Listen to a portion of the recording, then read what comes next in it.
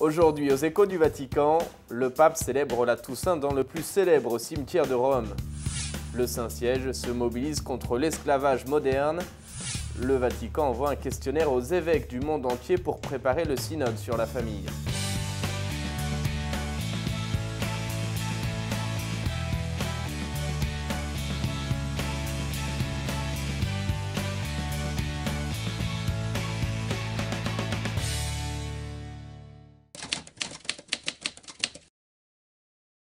Bonsoir à tous, bienvenue sur ce plateau. Je suis heureux de vous retrouver pour vous faire partager les échos du Vatican. La fin de semaine était chargée pour le pape qui présidait vendredi 1er novembre la messe de la Toussaint, une grande cérémonie dans le plus célèbre cimetière de Rome, sous un dais rouge installé à l'entrée de cet antique cimetière de 80 hectares parsemé de statues, au milieu d'une foule dense de fidèles et de Romains venus rendre hommage à leurs défunts. Le pape a complètement improvisé son homélie. Il a mis l'accent sur l'espérance et la joie d'être accueilli par Dieu au moment de la mort. En ces jours où nous commémorons tous les saints et les défunts, dit le pape, il faut que nous pensions un peu à l'espérance qui nous accompagne dans la vie. Les premiers chrétiens, rappelle le pape, la représentaient par une encre. Nous devons avoir le cœur ancré là où sont nos ancêtres, les saints et Dieu. Il y a certes dans la vie des moments difficiles, admet le pape, mais avec l'espérance, l'âme va de l'avant et chacun peut réfléchir au crépuscule de sa vie parce que tous nous le vivrons un jour. Demandons-nous où est ancré notre cœur et s'il n'est pas bien ancré, ancrons-le à ce rivage de Dieu parce que nous savons qu'il ne nous déçoit pas. Ces jours sont des jours d'espérance, a insisté le pape. La beauté, la vérité, le véritable amour est ce qui nous attend.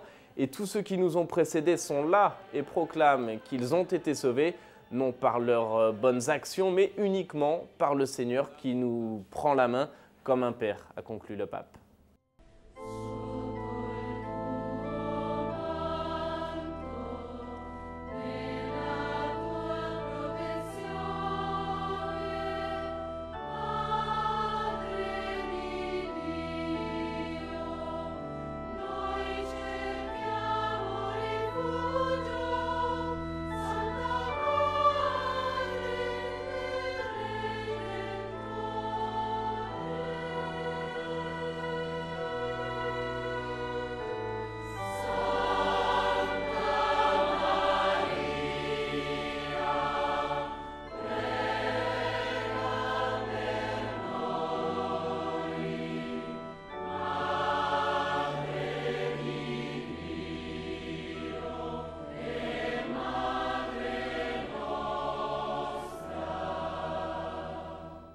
Et avant cette célébration, le pape récitait place Saint-Pierre la prière de l'Angélus.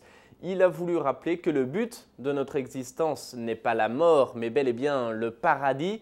Les saints, a-t-il clarifié, ne sont pas des surhommes, ils ne sont pas parfaits, ils sont comme nous. Ce sont des personnes qui, avant d'atteindre la gloire du ciel, dit-il, ont vécu une vie normale avec des joies et des souffrances, des fatigues et des espérances. Mais quand ils ont rencontré l'amour de Dieu, ils l'ont suivi de tout leur cœur, sans condition et sans hypocrisie. Les saints ont dépensé leur vie au service des autres, en répondant au mal par le bien, en répandant la joie et la paix. Être saint, rassure le pape, n'est pas le privilège de quelques-uns. Tous, par le baptême, recevons l'héritage de pouvoir devenir des saints. La sainteté est donc une vocation pour tous, a conclu le pape. Et le lendemain, 2 novembre, jour des défunts, le pape s'est rendu dans les grottes vaticanes sous la basilique Saint-Pierre. Une visite strictement privée dans les tombeaux des papes où il a récité une prière pour ses prédécesseurs. Confions à la miséricorde du Père, a-t-il dit, ceux qui ont ici leur sépulcre et qui attendent la résurrection de la chair. En particulier, a-t-il poursuivi, les souverains pontifes qui ont effectué le service de pasteur de l'Église universelle pour qu'ils puissent participer à l'éternelle liturgie du ciel. Le saviez-vous? Vers l'an 1000, c'est Odilon, abbé de Cluny, qui impose dans ses monastères la commémoration des fidèles défunts. Ce n'est qu'au XIIIe siècle que cette célébration devient une fête chrétienne reconnue.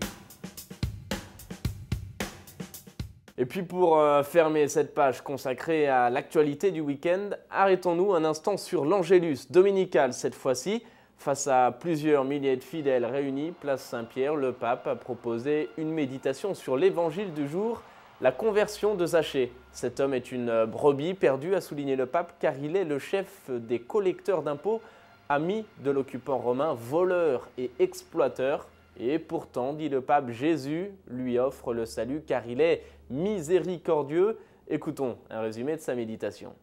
Laissons-nous appeler par notre nom par Jésus, a demandé le pape François en s'adressant aux fidèles réunis place Saint-Pierre avant la prière de l'Angélus. François a commenté l'évangile de ce dimanche qui relate l'épisode de la conversion de Zachée, grimpé sur un arbre pour voir et appeler le Christ. Il n'y a pas de profession ou de condition sociale, il n'y a pas de péché ou de crime qui puisse effacer un seul de ses enfants de la mémoire et du cœur de Dieu. Dieu se souvient, il n'oublie aucun de ceux qu'il a créés. Il est Père, toujours dans l'attente vigilante et aimante de voir renaître dans le cœur de son Fils le désir de rentrer à la maison. Et quand il reconnaît ce désir, même simplement formulé, il l'accueille immédiatement. Par son pardon, il rend le chemin de la conversion plus léger. Jésus, a expliqué le pape, peut nous changer et nous libérer de l'égoïsme et faire de notre vie un don d'amour. Plus tôt dans la semaine, le pape recevait les membres du Cercle Saint-Pierre, une organisation caritative qui vient en aide aux plus démunis. Le vrai disciple du Seigneur, leur a dit le pape, œuvre personnellement auprès des pauvres, des plus fragiles et des marginalisés. Ceci n'est pas un ministère de charité ponctuel ou extraordinaire, mais un ministère fondamental au quotidien, précise le pape. Chaque jour, explique-t-il encore, nous sommes appelés à être un instrument humble et généreux de la providence de Dieu et de sa bonté miséricordieuse, de son amour qui comprend et de sa consolation qui encourage. Chers frères et sœurs, a conclu le pape, continuez d'être le signe visible de la charité du Christ. Le pape a également rencontré les employés du centre télévisé du Vatican. Il saluait le travail de cette télévision qui célèbre cette année son 30e anniversaire. Le pape rappelle que de nouveaux défis s'ouvrent à eux, des défis technologiques notamment qu'il est nécessaire de relever pour continuer d'annoncer l'Évangile, explique-t-il, à travers cette route globale de la communication, un travail qui doit être fait avec professionnalisme au service de l'Église et qui doit transmettre aux spectateurs l'espérance de l'Évangile. Le Saint-Père a félicité et remercié les employés présents à cette rencontre. On écoute un extrait de son discours. Jouez comme une équipe et soyez des professionnels au service de l'Église. C'est ce qu'a demandé le pape François aux professionnels du centre de télévision du Vatican, reçus en audience à l'occasion des 30 ans de la Fondation, qui a eu lieu le 22 octobre 1983.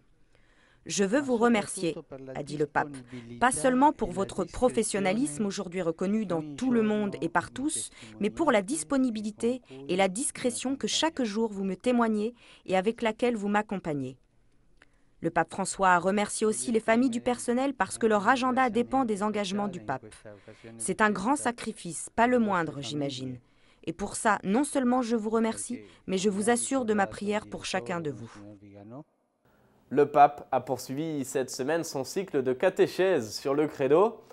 Lors de l'audience générale, il a évoqué la communion des saints, une expression qui concerne les choses saintes, mais aussi la relation entre les chrétiens. Et c'est sur cet aspect précisément que le pape s'est arrêté ce mercredi. Je vous propose d'écouter le résumé de sa catéchèse. Chers frères et sœurs, la communion des saints nous rappelle que nous ne sommes pas seuls, mais qu'il y a une communion de vie entre tous ceux qui appartiennent au Christ. L'Église est communion d'amour avec le Christ et le Père dans l'Esprit Saint. La relation entre Jésus et le Père est la source du lien entre nous, chrétiens. Notre foi a besoin du soutien des autres. La communion des saints est une grande famille où tous s'aident et se soutiennent mutuellement. Grâce à la résurrection du Christ, elle trouve sa plénitude dans la vie éternelle. Les baptisés sur la terre, les âmes du purgatoire et les bienheureux du paradis forment une seule grande famille. Cette communion se réalise dans la prière d'intercession et est à la base de la célébration liturgique de tous les saints et de la commémoration de tous les fidèles défunts. Le Saint-Siège se mobilise contre l'esclavage moderne. Et pour y faire face, l'Académie pontificale des sciences et l'Académie pontificale des sciences sociales ont organisé ce week-end au Vatican un séminaire sur le trafic d'êtres humains, une rencontre voulue par le pape lui-même pour prendre conscience de la situation et trouver des solutions aux problèmes. Pour en parler donc, une vingtaine d'experts se sont réunis et parmi eux, Pierre Morel, il est directeur de l'Observatoire Pharos du pluralisme des cultures et des religions. La traite des personnes, estime-t-il, est une criminalité internationale qui prospère grâce à la mondialisation. On écoute son analyse au micro de Radio Vatican. C'est une forme de criminalité qui progresse, et qui profite de la mondialisation et il faut des règles nationales. Alors en gros, ce qu'on peut dire, c'est qu'elles existent et qu'il y a maintenant un jeu de conventions. C'est pas si ancien, hein. Ça s'est développé au cours des dernières années. Et maintenant, on peut dire que pour l'essentiel, c'est là. Sur la traite des personnes, on parle beaucoup de la Convention de Palerme, qui aborde les différentes dimensions de la criminalité internationale avec des protocoles concernant le trafic des armes, le trafic de drogue et le trafic des personnes. Enfin, le trafic des personnes, cela finit par concerner, ça dépend des estimations, environ 30 millions de personnes dans le monde. Travail forcé, quasi-esclavage, prostitution, etc. Ce sont des ensembles considérables. Donc, le travail à faire à partir des conventions, c'est de mettre en place une meilleure coordination, inciter les États à mieux coordonner leurs actions, à mieux mettre en œuvre les conventions. Parce que quelquefois on signe et puis on ratifie pas, ou on signe, on ratifie, mais la conversion dans la législation interne ne suit pas ou suit mal. Donc il y a un vrai travail à faire en liaison avec les différentes organisations internationales, le Conseil de l'Europe, l'Union européenne, l'Organisation des Nations Unies contre la drogue et la criminalité font partie de ces instances avec lesquelles il faut essayer de travailler de façon plus méthodique. Un des points importants qui a été souligné durant cette rencontre, c'est une certaine schizophrénie de nombreux États qui œuvrent en faveur de la promotion de la dignité humaine et qui, en même temps, ou ne font rien pour lutter contre la traite des êtres humains, ou même parfois l'encouragent. Oui, alors, par exemple, certains cas, eh bien, tout ce qui leur relève de la prostitution fait l'objet d'un traitement pénal méthodique, mais par ailleurs, pour ce qui est du travail forcé, là, finalement, il y a très peu de procédures qui mettent en cause cette activité. Il y a un décalage par rapport au nombre. Cela fait partie de ce que peuvent signaler, documenter, exposer des associations, des mouvements, des organisations régionales, des acteurs sociaux, des communautés religieuses, qui sont au contact direct, qui voient ces décalages. Et c'est là que ce forum où vous avez à peu près une soixantaine d'observateurs qui sont venus avec beaucoup d'engagement, des exemples précis, des documents, apportent à ce travail qui est au départ un travail de réflexion et d'étude, parce qu'il faut rassembler les experts dans différents registres. Il y a un va-et-vient, je dois dire, impressionnant, vivant et instructif pour tout le monde. Quelle peut être la contribution de l'Église, des leaders religieux dans la lutte contre la traite des êtres humains? C'est tout simplement de mettre en avant ce que trop souvent on a envie de mettre de côté et quelquefois le plus loin possible, parce que très souvent une situation où les gens débouchent sur l'impuissance, sur le fatalisme. Ah oui, qu'est-ce qu'on peut faire? Ils sont très forts, ou alors c'est l'affaire du gouvernement. Non, on le voit bien, mais vous savez, il y a beaucoup de responsables d'organisations religieuses qui sont là et qui justement parlent de leur travail de terrain et de leur expérience la plus directe. Donc la prise en charge, la restauration de la dignité de chacun, la compréhension du fait que c'est souvent de longues histoires dramatiques qu'il faut reprendre, qu'il n'y a pas de solution toute faite. C'est cela aussi qui est exposé. Donc on a une vision très large de ce qu'il est possible de faire et des leçons qu'il faut en tirer. La famille, nous en parlions encore la semaine dernière et vous le savez, un synode sur ce thème est organisé en octobre 2014. Dans cette perspective, Rome a fait parvenir aux évêques du monde entier un questionnaire préparatoire, un document qui aborde la délicate question des divorcés remariés, celle du mariage entre personnes du même sexe ou encore le concubinage, Bref, un outil préparatoire et consultatif qui souligne une fois encore la synodalité chère au pape François. C'est ce que nous explique Antoine-Marie Isoard, directeur de l'agence Immédiat. Bonjour, vous le savez, le pape François a plusieurs fois insisté auprès de ses collaborateurs, comme des évêques qu'il a rencontrés au fil de ses audiences, sur l'importance de la collégialité épiscopale et plus encore, avec un mot qui n'appartient d'ailleurs pas à notre dictionnaire, sur la synodalité, à savoir un travail en commun. Le synode est né lors du Concile Vatican II, vous le savez probablement, et les papes, depuis, ont réuni des évêques du monde entier pour travailler sur de nombreuses questions, sur la situation de l'Église dans les 5 continents, dans certaines régions du monde en particulier, ou sur des thèmes bien particuliers comme la famille ou les sacrements.